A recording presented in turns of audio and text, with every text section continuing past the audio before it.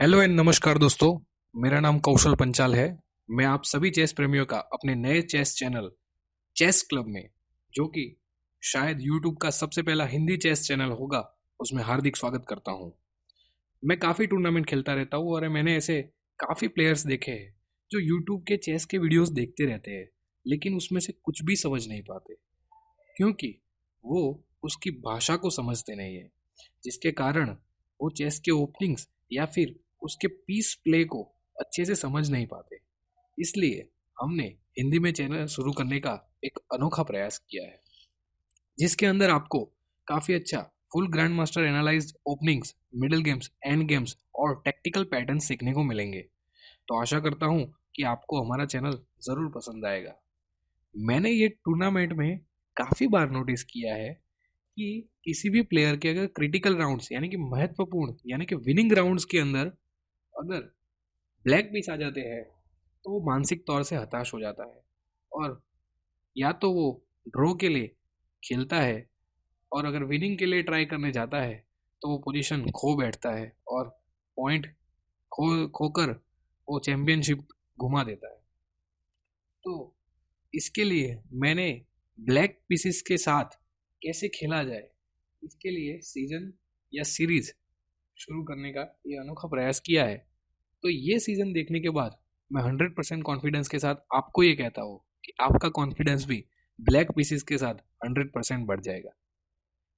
तो चलिए शुरू करते हैं सीरीज के पहले वीडियो से, जो दुनिया में सबसे ज़्यादा खेले जाने वाली ओपनिंग और सबसे अटैकिंग माने जाने वाली ओपनिंग E4 यानी कि किंग्स पॉन ओपनिंग के बारे में है। तो उसके सामने ब्लैक कैसे खेलेगा, इसका ये पहला पार्ट है। तो चलिए शुरू करते हैं E4 से। तो E4 के सामने सबसे कॉमन रिप्लाई है E5।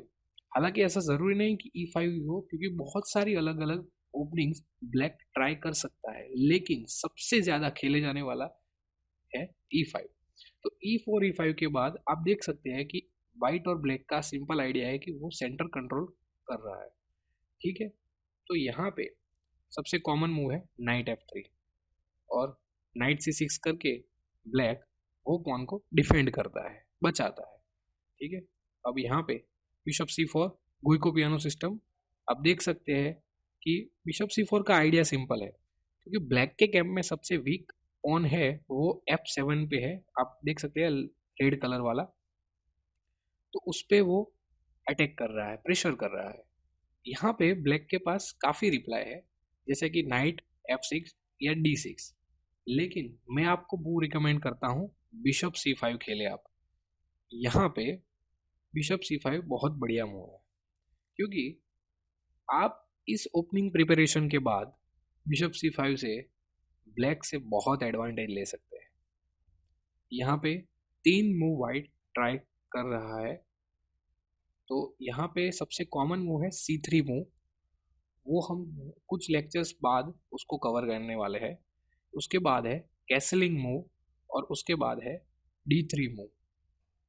तो आज का हमारा जो टॉपिक है वो D3 मूव के बारे में है, कि D3 मूव का सिंपल आइडिया है कि वो बिशप को, ब्लैक स्क्वायर बिशप जो बिशप C1 है उसको खोल रहा है, और G4 स्क्वायर आप देख सकते हैं ग्रीन कलर वाला ये स्क्वायर, तो G4 स्क्वायर वो नाइट या बिशप के लिए यूज करके F7 पे प्रेशर बना सकता है। तो D3 मूव के बाद मैं आपको यहाँ पे मूव रिकमेंड करता हूँ आप D6 खेले, बहुत ही कॉमन मूव है। और D6 खेलने के बाद वाइट के पास दो रिप्लाई है, एक तो वो इंस्टेंट तुरंत ही अटैक पे जा सकता है, और दूसरा वो कैसलिंग भी कर सकता है। हम अपने अगले लेक्चर में कैसलिंग मूव के बारे में देखेंगे, लेकिन आज का हमारा पहले पार्ट का लेक्चर है NG5, नाइट G5 खेलने के बाद हम क्या करें। क्योंकि नाइट G5 का सिंपल आइडिया है कि वो F7 वाले पॉन पे प्रेशर करना चाहता है, और हम नाइट H6 करके उस प्रेशर को न्यूट्रल कर देंगे, मतलब कि उस प्रेशर को अपने हिसाब से हैंडल कर रहे हैं और उसको बचा रहे हैं। अब यहाँ पे अगर मानो कि ब्लैक कैसलिंग करता है, तो आप भी कैसलिंग कर सकते हैं। ठीक है, और बहुत ही आराम से गेम खेल सकते हैं। लेकिन हमारा जो टॉपिक है वो फुल एग्रेशन के बारे में है, कि अटैकिंग कैसे खेला जाए। तो यहाँ पे अगर वो अटैक करने के लिए क्वीन H5 खेलता है। आप देख सकते हैं कि F7 पॉन पे 3 प्रेशर आ गए हैं, मतलब कि उसको कुछ भी करके बचाना पड़ेगा।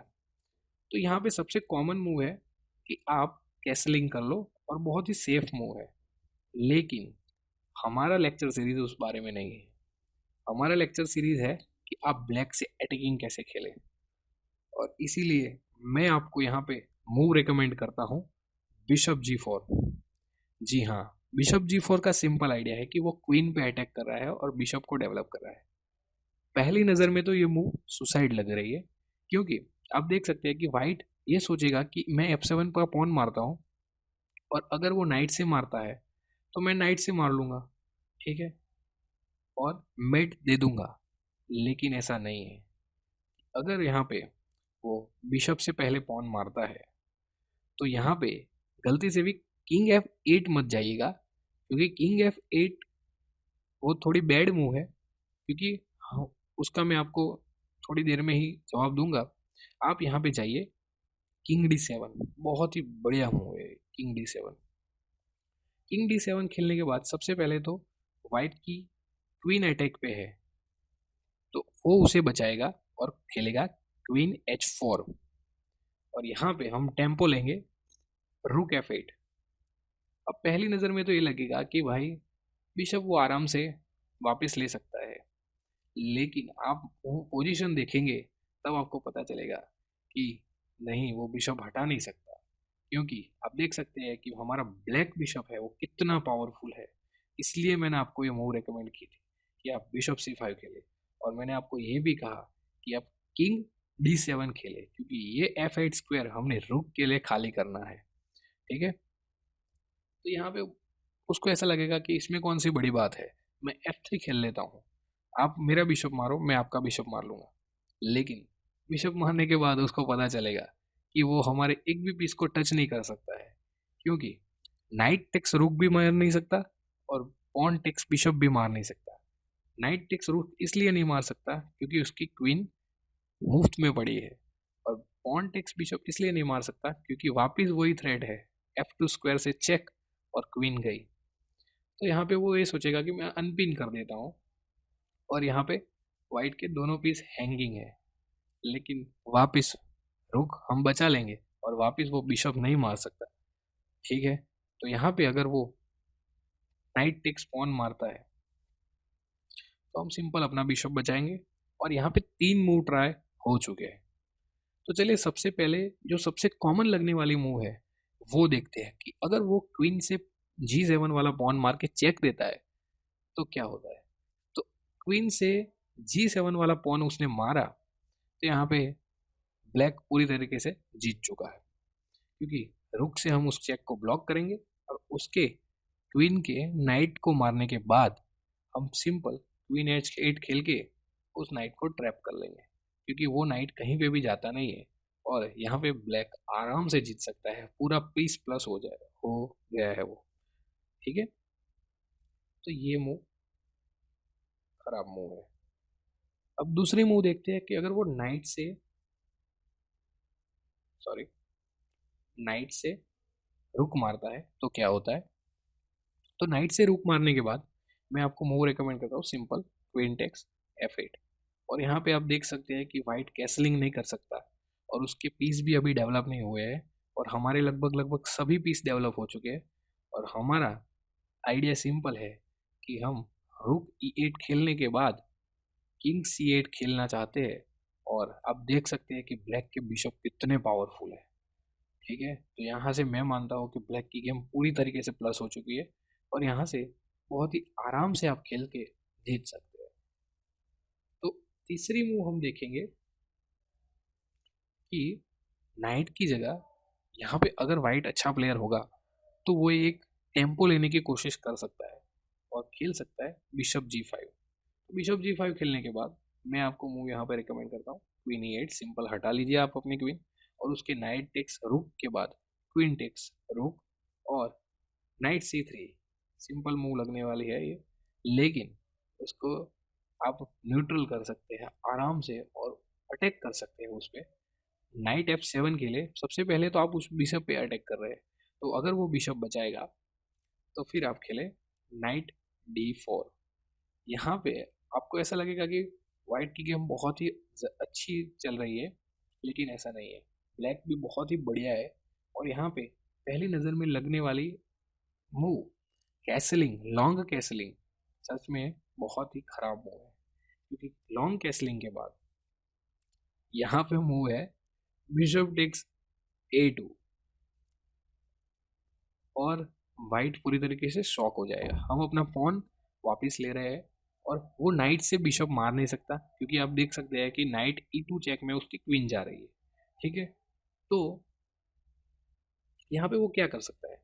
तो एक स्मार्ट बनने की अगर वो कोशिश करता है, जैसे क्वीन G4 और फिर वो नाइट से बिशप मारने की ट्राई करता है, तो वही बिशप उसमें बीच में आ जाता है। ठीक है, और अगर वो B3 जैसी सबसे खराब मूव खेलता है, तो आप देख सकते हैं एरो के द्वारा कि बिशप A3 चेकमेट है। So thank you for today's lecture to listening, and आप हमारे चैनल को सब्सक्राइब करें, शेयर करें, कमेंट करें, और धन्यवाद। Please wait for the next lecture. मैं अपना नेक्स्ट लेक्चर कुछ ही दिनों में अपलोड करने वाला हूँ। Please, thank you very much.